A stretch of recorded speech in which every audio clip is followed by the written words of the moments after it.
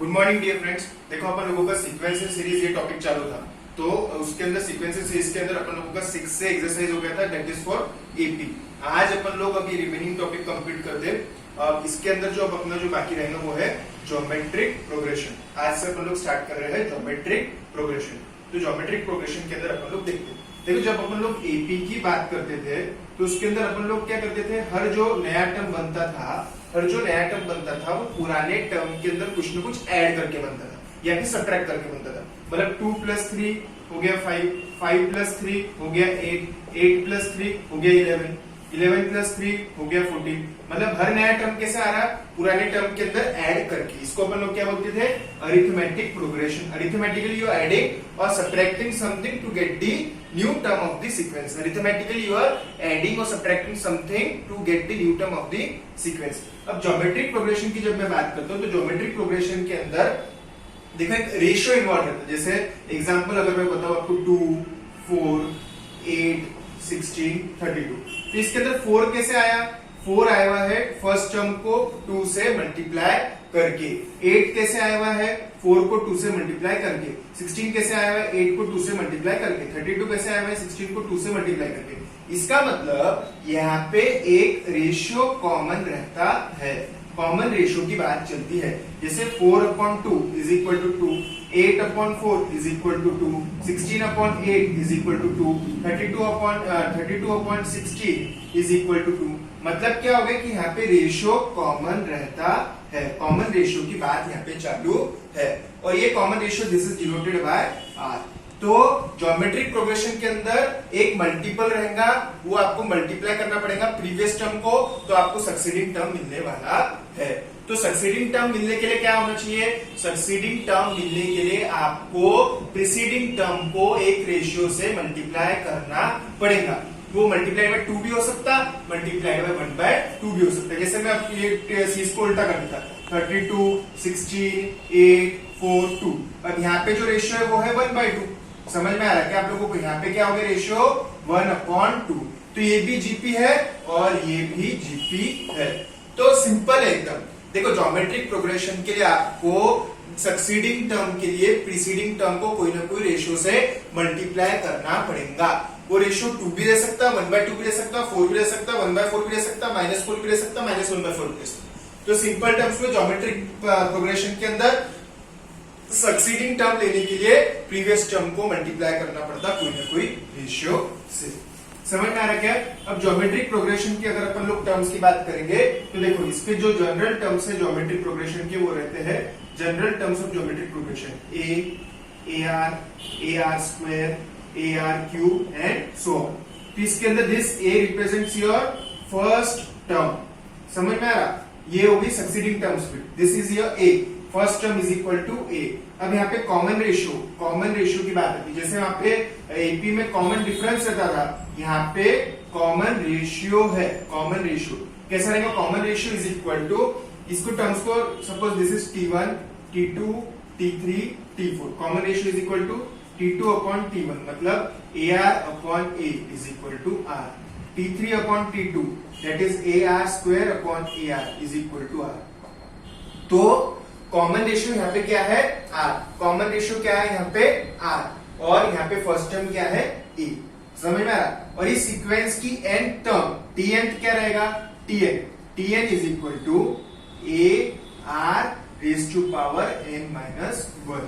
तो ये याद रखना चाहिए बेटा कि nth term of an GP is denoted by Tn is equal to AR⁻n-1.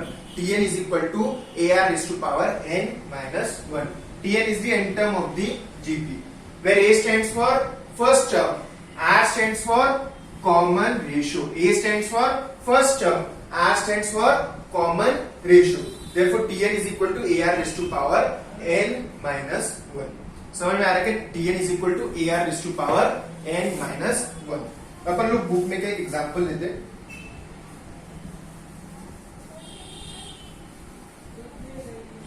Tn is equal to AR⁻n-1 है। देखो एक एग्जांपल दिया हुआ है यहाँ पे, विच टर्म ऑफ एग्जांपल 2 के अंदर हो, ठीक है। मैं example number 2 page number 6.10 which term of the progression is 256? Progression दिया है 1 2 4 8 सो ऑन अप टू 256। तो वो क्या बोल रहे मालूम में क्या कि बोले कौन सा टर्म इसका 256 रहेगा। You need to find TN, मतलब you need to find nth term, you need to find nth term which is given as 256। मतलब यहाँ पे आप लोगों को n is equal to question mark है। समझ में आ रहा क्या? क्योंकि आप लोगों को क्या दिया हुआ है टीएन दिया हुआ है 256। अब वो कौन से नंबर वाली टर्म 256 है ये आपको फाइंड, कौन से n वाला कौन सा n है वो n यहाँ पे जैसे 1 है, n यहाँ पे 2 है, 3 है, 4 है, यहाँ पे कौन सा n रहेगा वो आप लोगों को फाइंड आउट करने का है। tn का फॉर्मूला क्या है? ar raised to power n minus 1 is equal to 256।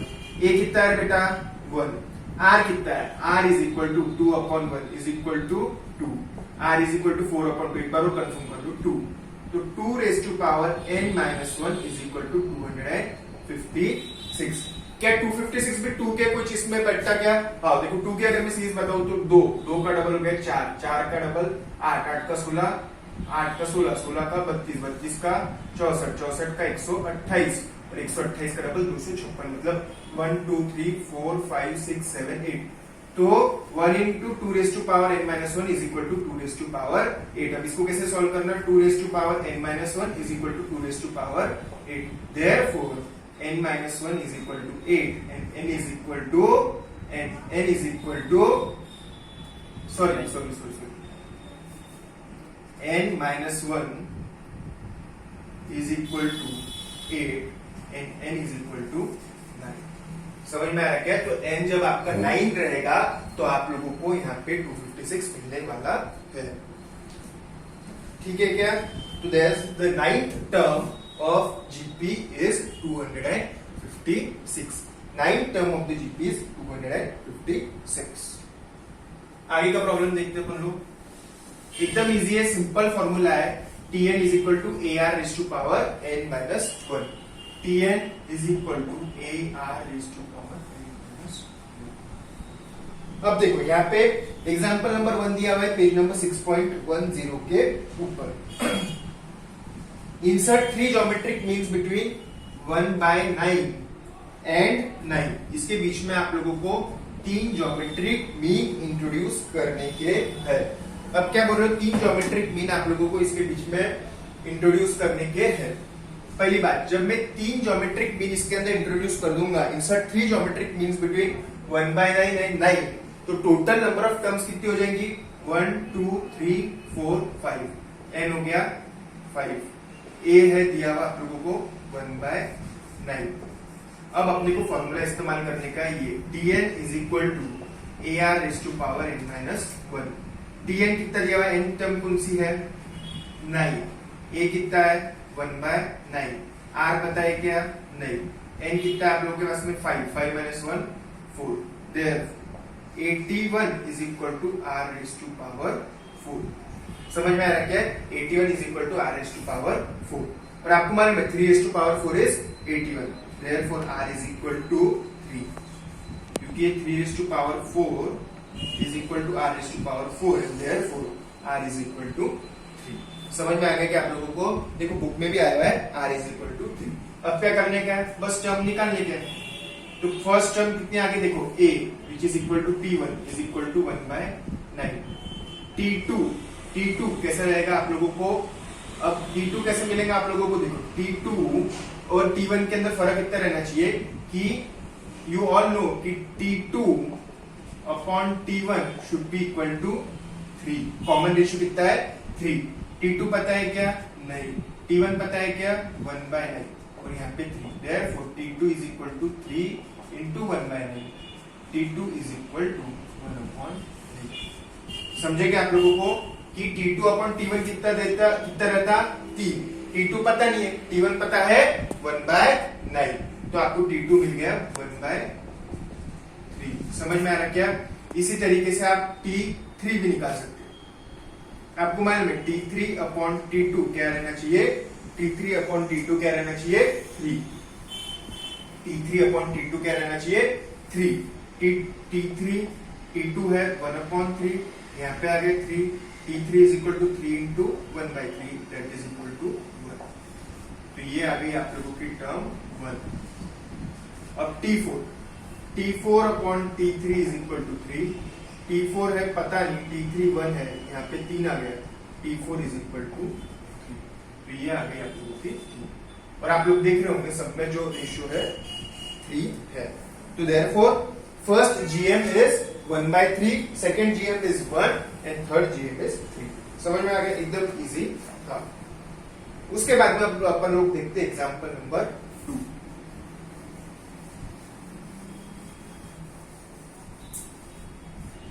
Example number 2 देख रहे हैं अपन लोग।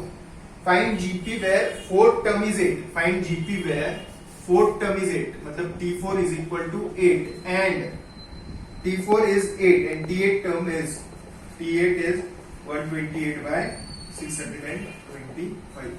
T4 8 है, फॉर्मूला लगाओ। T4 is equal to AR to the power 3 and T8 is equal to AR to the power 7।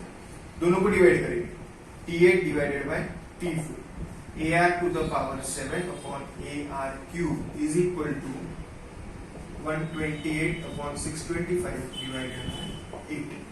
समझ में आ रहा क्या? हाँ, क्या है बचेगा? R raised to power 4 is equal to 128 upon 8 into 625। अब अपन लोग क्या करेंगे? अपन लोग अब करेंगे 128 को 8 से डिवाइड। 128 16, ठीक है। therefore R raised to power 4 is equal to 2 raised to power 4। अब बताओ 5 raised to power 4 कैसे होता? देखो 5 into 5 into 5 into 5 आता 625। मतलब ही क्या? R आ गया आप लोगों के पास में 2/5। समझ में आ गया कि R अपन लोगों के पास में आ गया 2 divided by 5। Find GP fourth term is 8 term is 120 divided by 625। अब मेरे पास में R आ गया, क्या मैं A निकाल सकता कि फर्स्ट टर्म मिल गया कि आंसर हो गया? देखो आपको मालूम था T4 is equal to AR cube. T4 दिया था 8 into A into R 2/5 to the power 3। 8 is equal to 8, 2 to the power 3 is 8 और 5 to the power 3 is 125। A आ गया 125। ठीक है, तो अपने को सीक्वेंस मिल गया क्या? हाँ, पहली टर्म रहेंगी 125, फिर दूसरी टर्म रहेंगी 125 इंटू 2 इंटू 2/5 और सो ऑन। समझ में आ रहा है क्या आप लोगों को? तो इस तरीके से आप लोगों को हो जाता, मतलब 125, फिर दूसरी टर्म क्या रहेंगे आप लोगों के पास में 50, फिर है सो ऑन। आप लोग टर्म्स निकाल सकते। मैंने क्या आपको A मिल गया, R मिल गया, आगे के टर्म्स के अंदर बस क्या मल्टीप्लाई करते जाने का, R से मल्टीप्लाई करते जाएंगे तो आप लोगों को टर्म्स मिलते जाएंगे। समझ में आ रहा है क्या आप लोगों को? हाँ। तो इसके लिए अब आप लोगों ने क्या करना चाहिए? एक्सरसाइज नंबर 6B के अंदर question number 1, question number 2, question number 3, question number 4, 5, 6, 7, ठीक है, ये 7 क्वेश्चन आप लोग करके रखो। ये हो जाते हैं अपने nth टर्म वाले क्वेश्चंस। ठीक है, nth टर्म वाले क्वेश्चंस अपन लोगों के हो जाते हैं। नेक्स्ट लेक्चर में अपन लोग देखते हैं सम ऑफ GP। ठीक है, चलो, have a great day, thank you.